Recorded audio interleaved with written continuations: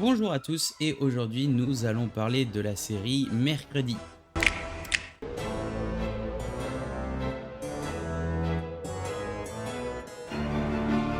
Mercredi de La Famille Adams. La Famille Adams qui était un film que j'ai adoré étant petit, hein. Tout pareil, tout comme ce qui sort aujourd'hui. Si vous êtes né début des années 80, fin des années 80, début des années 90 comme moi, tout ce qui sort en ce moment, ça nous fait ressortir des licences de l'époque. On a Willow, on va avoir Super Mario Bros en animation. On a Mercredi de La Famille Adams. J'ai l'impression que voilà, on est vraiment le cœur de cible dans ce moment de tout ce qui sort.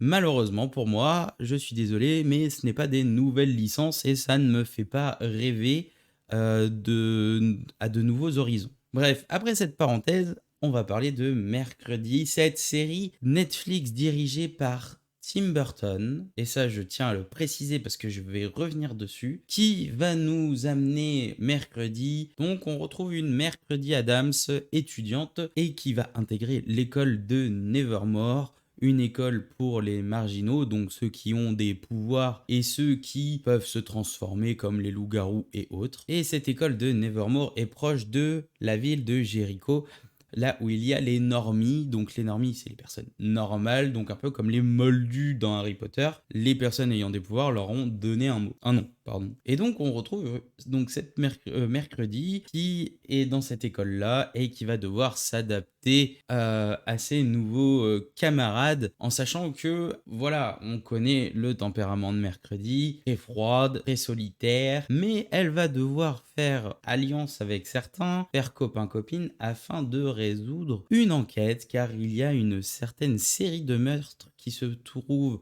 autour de la ville de Jericho, mais aussi de l'école de Nevermore. Et bien sûr, les normies vont rejeter la faute sur l'école et l'école va essayer de d'étouffer un peu l'affaire, mais Mercredi ne l'entend pas comme ça et elle décide de mener l'enquête. Niveau casting, on se retrouve avec des personnages vraiment très cool. On retrouve donc toute la famille Adams. On a Catherine Zeta-Jones joue Morticia très bien. L'acteur qui joue Gomez, je sais plus son nom, mais physiquement c'est nickel, il lui ressemble parfaitement. Pugsley, bon, bah, on voit qu'il a un peu grandi, mais de toute façon, on les voit pas souvent en fait dans la série, on les voit sur un épisode qui est un peu centré sur la famille Adams. Mercredi, son rôle est super bien joué. Jenna Ortega, qui est pressentie comme être une des futures rockstars du cinéma, bah, franchement, je trouve que pour l'une de ses premières grosses apparitions en tant que personnage principal, je trouve qu'elle fait le taf. Elle joue très bien son rôle. Peut-être certaines fois c'est un peu surjoué, mais franchement c'est super bien. On retrouve Gwendoline Christie que l'on a vu donc dans euh, Game of Thrones, que l'on a vu aussi dans Star Wars, que l'on a vu dans, je ne sais plus, enfin celle qui joue Larissa Wims, la directrice de Nevermore. Et on a Enid Sinclair qui est jouée par Emma Myers, qui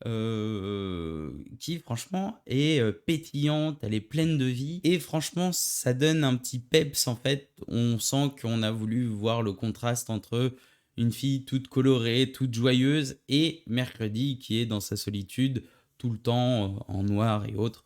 On a bien voulu nous montrer le contraste afin que les deux au contact puissent peut-être certaines fois se mélanger et Enid voir un petit peu plus recentrée sur elle-même et voir une Mercredi qui s'ouvre un peu plus aux autres. Après, si je dois parler de l'aspect général de la série, il y a deux choses qu'il faut prendre en compte. Pour moi, si on me dit juste c'est une série Netflix qui est basée sur Mercredi et de la famille Adams, je dis oui, la série est très bonne. Il n'y a aucun problème. Sauf que moi, il y a deux paramètres qui vont me mettre un petit peu, qui m'ont un peu dérangé. C'est d'une, c'est réalisé et dirigé par Tim Burton. Je suis un fan de Tim Burton, j'adore quasiment tout ce qu'il a fait. Il a fait des choses très bonnes, des choses un peu moins bonnes, mais là, j'ai ressenti aucune patte de Tim Burton. J'ai l'impression que ça a été aseptisé par Netflix. Alors oui, on va me dire oui, il y a quand même du sang, il y a du, c'est noir. Ben moi, j'ai pas trouvé cette patte qu'il y avait dans l'écriture aussi, j'ai pas ressenti toutes les émotions que je ressens lorsque je regarde un Tim Burton, je l'ai pas ressenti. Franchement, à côté, je trouve Charlie et la chocolaterie bien plus sombre en termes d'écriture que Mercredi. Mercredi, j'ai vraiment l'impression que c'est une série, comment dire, c'est une série, c'est un Sherlock Holmes avec Mercredi. C'est tout. Elle résout une enquête, basta. À côté de ça, on essaie de nous mettre deux, trois problèmes de société au sein des lycées, comme peut être le harcèlement, l'isolement social, mais c'est à peine effleuré. Donc, est-ce qu'on peut vraiment dire que la série en parle? Ou alors, est-ce que c'est juste parce que bah, ce sont des choses qui, malheureusement, se font toutes seules dans la vie. Franchement, je ne sais pas quoi dire, mais j'étais assez déçu que ça ne soit que éraflé. Après, le deuxième point aussi, c'est ce plot twist. Moi, ça me dérange. Que ça soit Tyler, qui soit le Hyde, ça se voyait gros comme une maison. Ça pouvait pas être Xavier, et ça se voyait. Enfin, il y avait beaucoup trop de choses qui allaient contre lui. Ça pouvait pas être Larissa forcément, vu qu'elle représente l'autorité de l'école. En quoi elle aurait eu besoin de tuer des personnes pour attaquer les élèves. On retrouve aussi Christina Ricci, c'est vrai, je l'ai oublié, qui joue donc Marilyn Thornhill, mais aussi elle joue donc le rôle de la méchante. Et puis toute cette histoire avec les pèlerins, à un moment, je vous promets, j'étais là, j'ai fait... Alors, il y a le Hyde, il y a la personne qui contrôle le Hyde, il y a l'ancêtre des pèlerins qui faisait la chasse aux marginaux.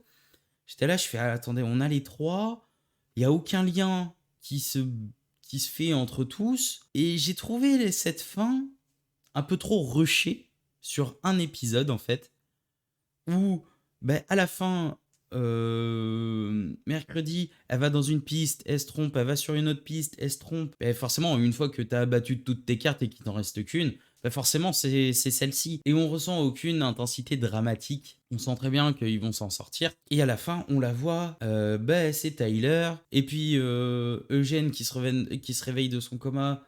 Ah ben elle avait des bottes rouges et à chaque fois qu'on nous montrait Madame Thornhill, donc Christina Ricci, à chaque fois, qu'est-ce qu'on faisait sur elle? Un gros plan sur ses bottes rouges. Bref. Et en plus de ça, donc avec l'ancêtre pèlerin là qui utilise le mec est contre les marginaux, mais il fait full magie il est ressuscité. Et j'ai trouvé ce final un peu comment dire, j'avais l'impression de marcher dans des sables mouvants et je m'enfonçais et j'étais là, je fais ah non. Et puis j'étais là, je fais bon, bah d'accord, ok. Mais j'aurais voulu voir un peu plus de peps. Pareil, j'ai trouvé que, quitte à ce qu'on fasse une mercredi qui soit sombre, faites-la vraiment sombre, lui donnez pas des petites éclaircies comme ça. À un moment, j'ai vraiment cru qu'ils allaient nous faire une mercredi habillée tout en rose. J'étais là, je fais non, s'il vous plaît, faites pas ça. Faites pas ça, on n'en a pas besoin. On nous a aussi donné un peu de lore sur la famille Adams avec la jeunesse de Morticia et de Gomez, parce que eux aussi étaient dans l'école de Nevermore, donc il y a un épisode qui est complètement centré sur un peu les événements qui se sont passés lors de leur passage à Nevermore. Mais en tout cas, voilà, la série partait d'un bon principe, et les trois choses que je peux lui reprocher, c'est, bah au final, c'est de- on retrouve les personnages de la famille Adams, mais on n'en retrouve pas en fait l'humour, on n'en retrouve pas l'ambiance qu'il y avait à l'époque.